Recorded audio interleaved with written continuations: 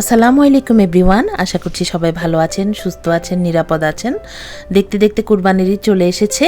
তো আজকে আমি আপনাদের জন্য একটা স্পেশাল বিফ রেসিপি নিয়ে এসেছি। এটাকে বলে হচ্ছে মাদ্রাজি গোস্ত। এটা আমি আমার শাহিন ভাবির কাছ থেকে পেয়েছি।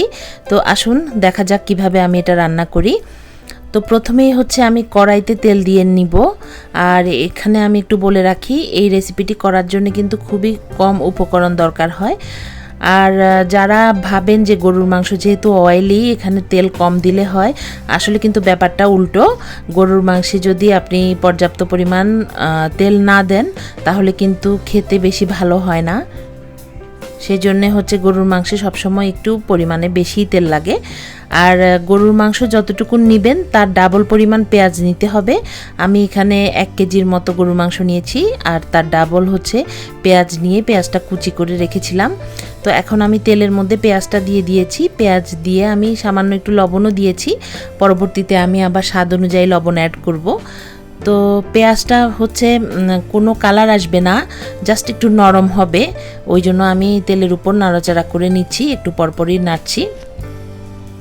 তো এই রেসিপিটি আপনার হচ্ছে কোনো গরম মশলা ইউজ করা যাবে না। এটা এই রেসিপির একটা বিশেষ বৈশিষ্ট্য বলা যায়। তো সাধারণত মাংসে আমরা অনেক রকমের গরম মশলা ইউজ করে থাকি। তো পরে হচ্ছে পেঁয়াজটা যখন একটু নরম হয়ে এসেছে, তার মধ্যে আমি ধুয়ে রাখা মাংসটা দিয়ে দিলাম।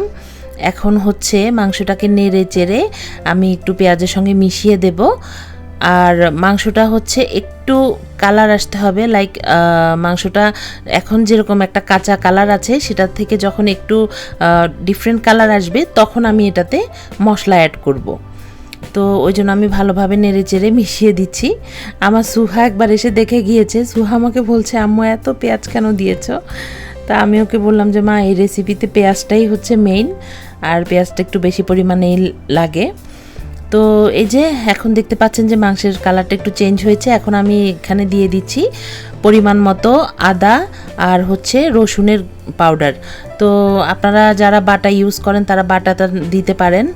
আমি যেহেতু পাউডারটা ইউজ করি সেজন্য আমি পাউডারটাই দিচ্ছি। আর গরুর মাংসে কিন্তু আদার পরিমাণটা একটু বেশিই দিতে হয়, তাহলে খেতে অনেক ভালো হয়। তো এখন আমি মশলাগুলো ভালো করে মিশিয়ে দিচ্ছি নেড়ে চেড়ে। আর এই রেসিপিটির আরেকটি মূল উপকরণ হচ্ছে চিলি ফ্লেক্স।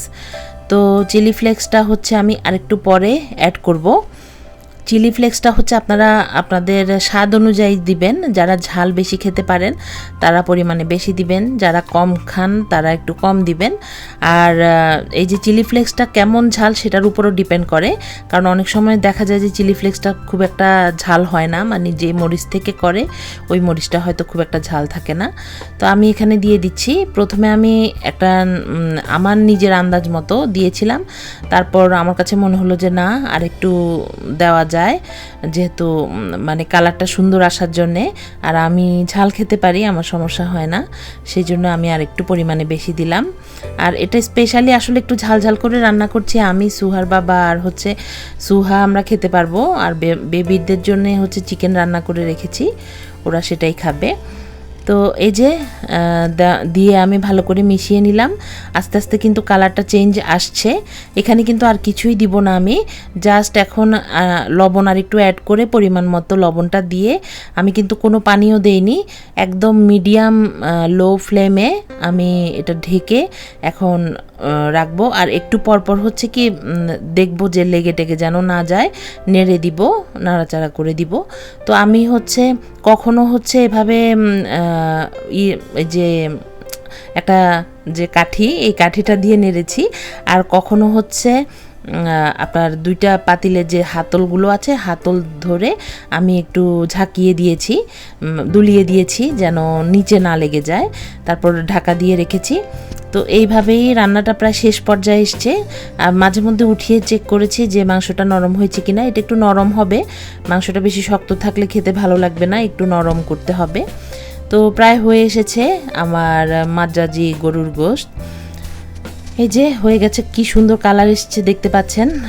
আমার তো খেতে ইচ্ছে করছিল, শুধু আমার না, এর মধ্যে আমার হাজব্যান্ড একবার রান্নাঘরে এসছে, দেখে সে তো খেতে চাচ্ছিল। পরে এই যে রান্না হয়ে গেল, রান্না হওয়ার পরে কিন্তু আমার রান্নাটা শেষ হতে অনেক দেরি হয়েছে, এর মধ্যে কিন্তু ডিনার করে ফেলেছিল সবাই। তারপরও হচ্ছে আমার হাজব্যান্ডকে যেহেতু খেতে চেয়েছে, আমি বললাম যে একটু টেস্ট করো, তো সে খেয়ে খুবই মজা পেয়েছে। তো আশা করছি আজকের রেসিপিটি আপনাদের ভালো লেগেছে। সবাই ভালো থাকবেন। আমি আজকের মতো বিদায় নিচ্ছি। আল্লাহ হাফেজ।